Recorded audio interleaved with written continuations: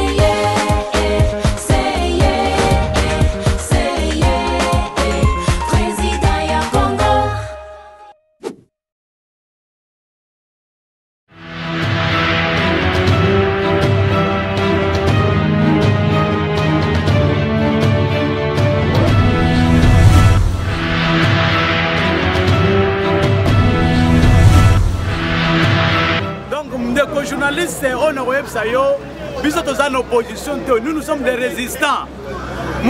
Opposition peuple les élections républicaines, c'est-à-dire les élections qui seront organisées na mutu oyo ayebi mayele bazali mayele ya kelasi oyo tangila kelasi neto ndima keto poli ba o ndimi keto gagner. À ce moment, la opposition est retracée. Mais pour le moment, tant que nous avons des voleurs, nous avons des tricheurs, il n'y aura pas une opposition, il n'y aura qu'une résistance. Donc nous sommes dans la résistance. Nous devons reconnaître M. Chiyo Yote, tant que Félix Oyo Aïba Maponami, Kabila Aïbi Apesi Maponami, Oyo, Ndaye Kofanda Lelo, Azubande Konaye. A classer bango partout, va travailler na faveur naie, va ça la élection na monde entier et tu le ça le matin. Ndeko, oyebi que Félix na ba toyi de pes ba yokisi Congo son. Ba décrire qu'il y a Kabila était un Rwandais, Kabila était un Rwandais, mais Kabila a organisé des 3 cycles électoraux. Mais on n'a jamais vu un Rwandais organiser les élections à 4-5 jours. On n'a jamais vu ça. Mais et pas Yamoutou avant que ça la propagande il y a tribalisme. Tribaliste lui-même. Vous votez un gars, vous votez pas. Regardez les élections organisées. 6 jours, il y a des élections à voter. Donc, puisqu'on a des élections, nous devons reconnaître les élections et nous ne reconnaissons pas ou nous devons reconnaître peut-être que M. Chilo Maza président Namboka Oyo. Fayoulou est président. Ndenga bandeko balobi biso na bango côte à côte ba bongisa minduki biso to bongisa bokoko mwana mboka osea ozali moko ya ba résistant ya le président Eli Martin Fayoulou nous nous ngozo bima na karaté que non le président Eli Martin Fayoulou ba ki ne so voter ngati voter mwana mboka soit disant ka lembo ma Félix na lingi yo moko expliquer peuple congolais bazolanda yo ba vidéo wana ezali to ezali. Merci mwana mboka na question ezo ya mingi. La même question a été posée. Tu posais qu'il y a un président élu Martin Fayoulou ce dimanche. Oyo ka dimanche ko publier ba résultat ya lokuta. Martin Fayoulou ce qui on l'a dit mandeko oya lobaki ke o lobaki bo voter ce qui bo voter ngate bo voter mwana mboka. C'est un discours de délinquants, les gens qui n'ont pas bien étudié. Discours wana mandeko na télévision bo nanangai bo limbisa ngai. Na lobeli on a carte tribalisme té. Mais na lobeli yango na minoko e banan tozo yo kango ezaka na minoko ya bakasayen. Na préciser, c'est-à-dire discours e bazo kosa ke Fayoulou lobaki ceux qui vont voter ngate, vont voter mwana mboka. À part nos frères, sœurs kasayen. Tozo ke lango ekolo musute. C'est-à-dire bakasayen de bato bazana ba télévision, bakasayen de bazaki na radio wana. Toyebi ta lobeli yango na Mbushimai, a lobeli yango na Mbushimai ou wapi. eyebi kaka bango ezalaki discours moko ya ba faible lokola bayebi ke Congolais azozoba soki toyebisi ye boye Mbosso akondima oui tala Mbosso babenge pas Maman Marthe Mbosso il est la deuxième institution dans ces pays. Mais Maman Marthe qui dans ces pays? Maman Marthe est simple, maman lokola maman nangai, la comme le député, Maman Marthe a représenté Congo, Maman Marthe a représenté République, Marthe a une institution, mais Marthe a une institution, Yami Balé, Mbosso Pena Mandefu Telemi, vraiment c'est honteux au Congo, hein? C'est honteux, Maman Biden a que nous avons président de l'Assemblée nationale d'Amérique. Il y a Sénat na bango à condition que base à la maboma batuana. Mais au Congo tout est possible. Nous avons Kadiosha. Kadiosha Kadiosha les Kadiosha mouche papa. Il y a un peu de Kamambo Félix c'est que d'ailleurs qui sont les lots na bonne année les lots na bonne année les gars na champion na okiti sa soso awa yobi ko mekate soni bona match mune amekite tala le loko kamusi ba peuple ngai peuple congolais batuni Félix. Mais c'est le président, on est top Congo, on est journaliste. Mais c'est le président. Partout au pays, tu as besoin de $. Félix a dit, un président qui a bien étudié, un économiste, mais à quoi pas ça, expliquer peuple naïe, mais on a bandit c'est-à-dire Congo. Et Zongil sous Sonacé, Congo et Zongil sous Sima avec Félix Tshisekedi. Malheur Congolais, Kassi, Toko Munda Bitumba, Félix Tshisekedi va quitter ce pouvoir de gré ou de force. Merci. Merci, mon ami. Merci, monsieur le journaliste. État qui Congolais, moi, il y a par rapport à la publication. Oui, il y a par rapport à la publication à M. Denis Kadima, neveu à M. Antoine Tshisekedi Tshilombo, par rapport à l'élection, il y a celle-ci au Congo. Vous avez déjà signalé où M. Kadima, exécutif provincial, il y a IDPS au niveau Afrique du Sud, dans le début du processus électoral. Mais aujourd'hui, M. Denis Kadima Sali, de Bundaki pour la loi électorale. Puisque IDPS est la démocratie n'a été de droits selon Papa Tshisekedi. Mais aujourd'hui, M. Félix Mambasala qui, comme on a pouvoir, lui-même il connaît. Il n'a pas de secret politique. Mais il a accepté la nomination de M. Hippolyte Kanambe Agnès Kabila. Donc Kanisa dit quand même, la partie UDPS est coquille au sauvegardeur d'unitaire école au Congo qui est installé était de la démocratie aujourd'hui. Comme on a M. Tshilombo, comme il n'était pas politicien, il était un checouleur, un mafios, à une nomination, une distraction. Il y a un petit cadre à IDPS, il y a un cadre à IDPS, comme il s'est président IDPS, le corps à IDPS est planté partout dans la République démocratique du Congo. À ce pays négocier la parce qu'on l'a gagné la mais aujourd'hui nous les Congolais tokanisa qui me Tshilombo lokola bomi mboka aluka qui a s'archi que ma ponami en 2023 tokosolola ezala crédible pour sauver nation que M. Tshilombo azali corrompu na étranger. Mais c'est la bâtiment sous qui est basali ba candidat bétran il y a étranger. Regardez. Ba irrégularité eslamina maponami oyo. Mais na kosenga na M. Tshilombo. J'appelle Mbemba Kosayo. Quand on dit seigneur de la guerre, Aza seigneur T. Sont pas un seigneur. Oazo Kosa Olenda, Togo ma peuple. Telemela patati patata. Oti Kalalibela. Mobutu sera bêté 32 ans. Puisque Congo est sous-développé par rapport à la technologie. Mais aujourd'hui, la technologie a évolué. Ma baignons soyons comme ça, la peuple a causé dans la loupe. Dans la loupe. Au monde qui est boté machine, n'a pas de réunion sacrée. Boté machine, n'a pas de député nyonso. Mais bah image tout ça, on va prendre ça dans le téléphone. Tout ça dans le Botambousi, ma membre Nabino, n'a pas bureau de vente, on va bien n'a pas témoignant. nyonso.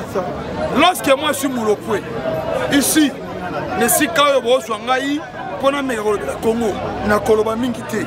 Mais à bientôt là, na kozana be mission. Na bino papa journaliste, na kozana be mission belé pendant le Mamba Congo. J'espère que vous connaissez que moi Mulopwe, tu l'envoies Kanyinga pendant 3 mois l'année. Également, inégalement, na salle l'autre côté. Pour moi, je défendre la nation. Avec 3 mois l'année, j'ai fait aussi 2 ans en prison à Makala Centre. Maintenant, Libanda, na Rolemba Gobundela Mboka na Ngaiti. Mais c'est très important pour nous Web Sabino. Na sengi na ba Kongomani nyonso. Congo c'est abisso. Congo c'est tata mututé. Que papa na yatiki la qui Congo non.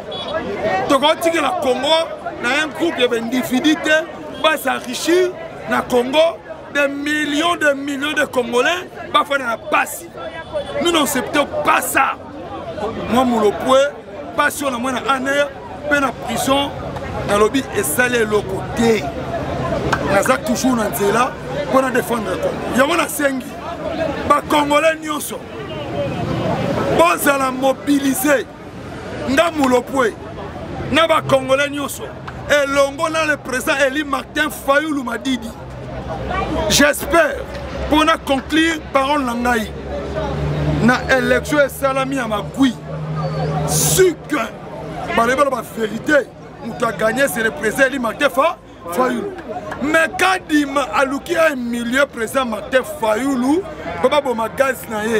j'espère que vous tous, vous allez voir que non, le peuple congolais va répondre massivement dans la matinée à l'élo, au Sali Awa. Il y a un lobby, une action grave et soya. Une action grave et soya. On a cordon. On a créé place de la résistance Loulis, on a créé place de la résistance Memling, on a créé place de la résistance Mamaem. Dans le peuple, on a 500 on a décidé de ne soutenir Martin Fayulu. À bientôt là, c'est la continent Martin Fayulu. Après ça, on a stratégie, on a passé stratégie, on a mis ça peuple dans là. Chilombo 5 ans Tolobi, élection Oyo Tokondi Mayango. Il faut une transition crédible pour sauver la démocratie dans l'état de Dieu Nabiso. C'est pour cela qu'il y a un Soukiwana dans le but que moi, Mulopwe, n'a mobilisé Batou. Oyo bientôt là, pour commun le courrier lorsque bien très bien. Merci beaucoup. Journaliste.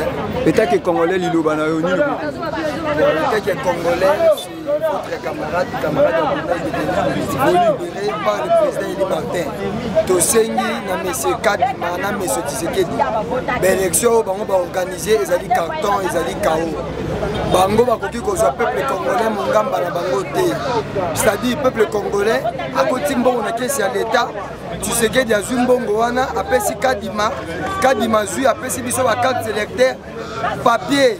Oye mona na kabilongi te biso peuple tozali wana te po tosalela ba civique oyo ya boye biso tozali ba mongamba ya monsieur Tshisekedi te na Kadima o bapesa biso ba papier boye oyo eza ba papier kola bande kobota na ba papier oyo eza noir sur blanc est-ce que oyo eza carte pene ya mboka tala carte modèle carte ezali est-ce que oyo eza carte d'identité Tshisekedi abengi yango carte électeur tala forme na yango elongi eza te mwana kate identité mwana kate tolobi boye tolobi non et non na ba élection carton na ba élection KO Tshisekedi yeba yango bien okangaka ngai ndeko oyo na lembi yo te nazali kotelemela yo e omemaki nga na prison centrale ya Makala nayebisaki yo nakokende na boloko nakobima mais Tshisekedi doit partir dans la délai constitutionnelle ndeko journaliste de Sengi l'article 64 na tous les Congolais au azali na tout état de la République pe na ba libanda ya mboka ba paya Mokolo, le 24 janvier 2024, nous sommes au peuple congolais, tous en Anzela, tous les bâtisseurs qui étaient pour faire face à Tika Congo, à regagner Angola, à Rwanda. Je vous remercie.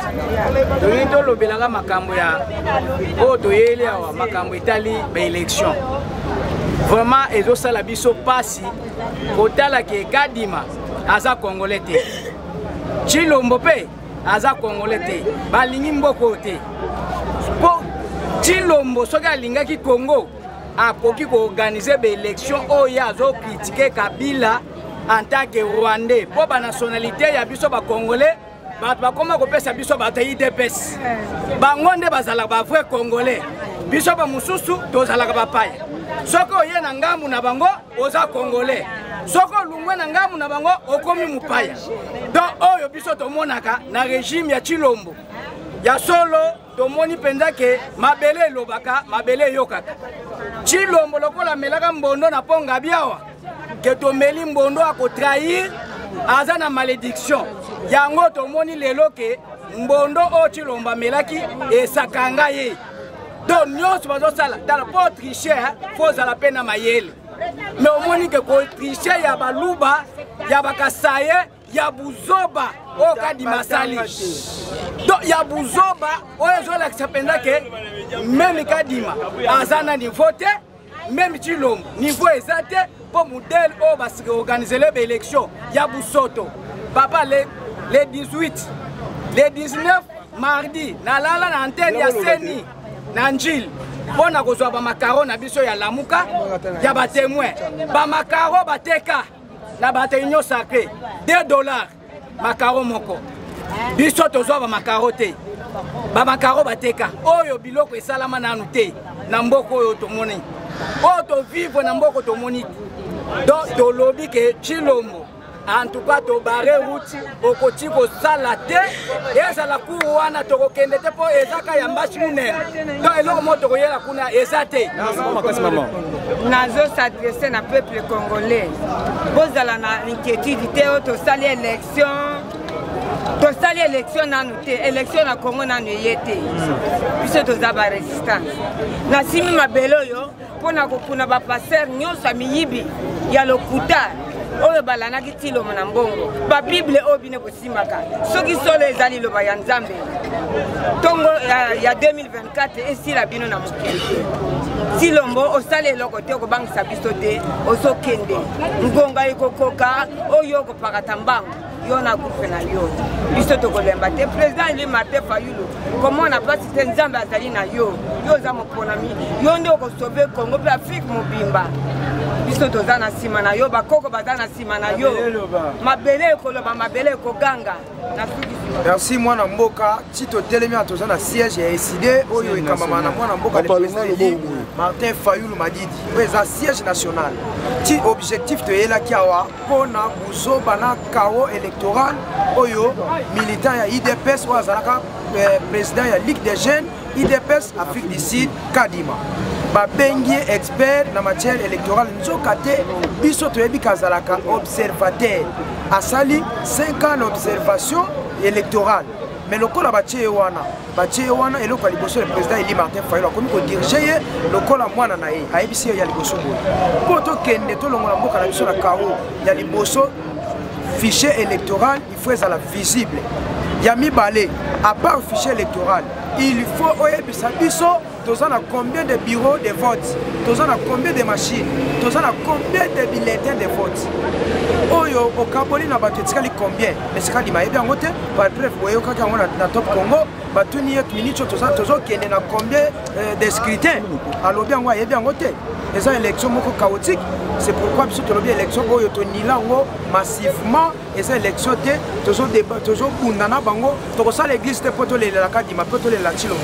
tozobunda na bango ntina suka mpe elongo na bandeko na biso biso toyebeli boye eza bagene mingi baye awa bagene ozomona bazokoma bakulu na grâce ya bamanke ya misala eza na mboka oyo Tshilombo asali 5 ans awa akokosala te eloko te en plus ke ayibi biso na eloko tomonaka Kabila tomonoma ya Kabila moyibi azoyiba baminere bakolta mais Félix aza moyibi oyo ayibi biso ram mbongo ya ram baposer question na Top Congo Félix aza incapable de répondre akomokemisa même journaliste keba mpona nini ye moko ayebike mbongo aram ye moto ayibaki yango Félix aza moyibi na mboka oyo Félix azomerite kokangama na mboka eza pena mboka logique eza pena badroit pena normal Félix azomerite boloko po ayiba biso mbongo aram mbongo atile geru ayiba ngo ayeli biso my god est ce que oyebike bakonga babosana histoire my god oyo Tshilombo aye awa aboye abotia bambongo na bino awa pour que mbongo multiplié par 2 par 3 bato atika mapangu na bango nga grand frère atika lupangu akangama makile esila ye na nzoto mpona atiki lupangu mbongo baliango na my god bakongola bayeba my god te ezala my god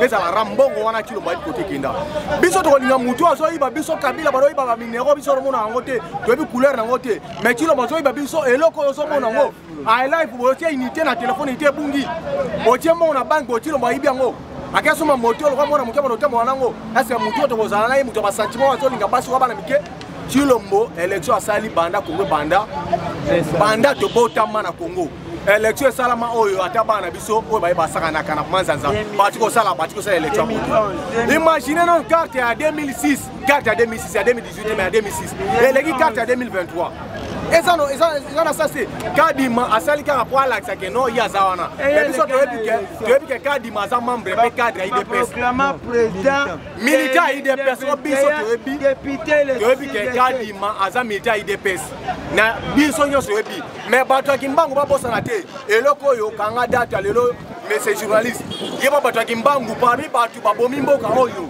parmi mboka zokunuma boye bakimbangisi bachala mutu na bango pe bazana kati ya makambo oyo bango baye bakimbangise baye babakita bamata ata leo tata lobi te ata génération na biso te ata génération bana na biso bakoyeba histoire ya mboka oyo ke bakimbangise pe parmi bato babomi mboka bango baza na kati bango nde bandimi ke kadima aza mutu na bango ya église na bango bango nde bandimi ke kadima aza kimbangise biso oyebi ke kadima aza cadre ya IDPS mpona mbongo mpona batia bango baferi ya kimbangu yango bango bandimaki ke no kadima aza mutu ya kimbangise mais biso toyebi ke kadima aza kimbangise te message non par rapport ya maponami oyo message non par rapport à maponami eza te na RDC élection na eza élection te wana eza théâtre de sanimé nde totalaki sobe saisai yo mona maponami ebandi te me bato nyonso akili batia bapano na nzela yo moko mona bi omonaka yango te bapano batie ministre ya nte alobi ke nde tokomi na jour le 19 mpo bokana ebanda bango basi batia bapano kala basala élection kala epuis nde tofote te me toza 100% si pour la M. Félix. Mais il y a un message, je suis congolais. Tu votes pour le président de 2018. Tu votes en 2023. A Ghana qui bango. Mais tellement joué ça li ketu. Oh, Kadima à mon avis pour le président li. Parce que ça l'élection audit et salamate. Fichier électoral et salamate. Mais Congolais ça l'élection. Mais on a un message à Congolais bazana mboka. Tu veux que va voter Chilombo aussi 100. Poto aussi 1000. Donc on peut pas jouer les gens qui ont été pour ça la marche à Lukuta. On a bien la marche à Lukuta pour Nini. Pour obligé de faire Chilombo na poto. To y habiter. Et puis c'est la première élection. Ah va voter, la poto va voter. Mais ah on a Congo, tu votes 3 jours. Ceux qui ont la cause de M. Alvaka 5 jours. On a Nini. Élection à 5 jours. Son mon ango déjà journaliste. Na nouté et ça maté. Mais le gouvernement Chilombo est non sacré. C'est la première fois élection et ça la maille 5 jours. Na Kisasa tu voté 3 jours. Nambora a voté 2 jours et ça les 5 jours. Élection wana auto ça na Congo awa. Pas tout si va me voter la kala. Parce qu'on fait des populations na kata salle. Na kata salle. Parce qu'on fait des populations makabakable le comité. Pour la ni. Bango ma ta seni bazo voter mutu na bango ba yakina ye. Mais yango biso peuple congolais to koloba boy. Na nyonso oya sanango. Pour ça la peuple congolais doit souffrir mais yandi na double mandat. Banda zo qui vont considérer 5 ans el bosser l'équipe. Attirer le ça le loko moko te. Promesse na promesse de sili. Mais peuple congolais to remarquer mutu mo we a joué examen d'état abimi loria batie poudre. Kaka muloko moko sepeli. Congolais va na palais a sepelité. Kaka bato ba sepeli soki bango na bango côté na bango. Yango président monde il faut sepela. Ba Congolais tout va mettre qui fini na nzela pima. Et puis ils a fait ta journée mon côté. Et quand la fête il y a journée donc chaque jour pour la nuit. Ba Congolais va dire président a élu ba votaki. Mais président on besoin de votakate. Bango ba tiaka ye. Auto votaka. Bango ba tiaka ye. Mais na repesa message na kadima.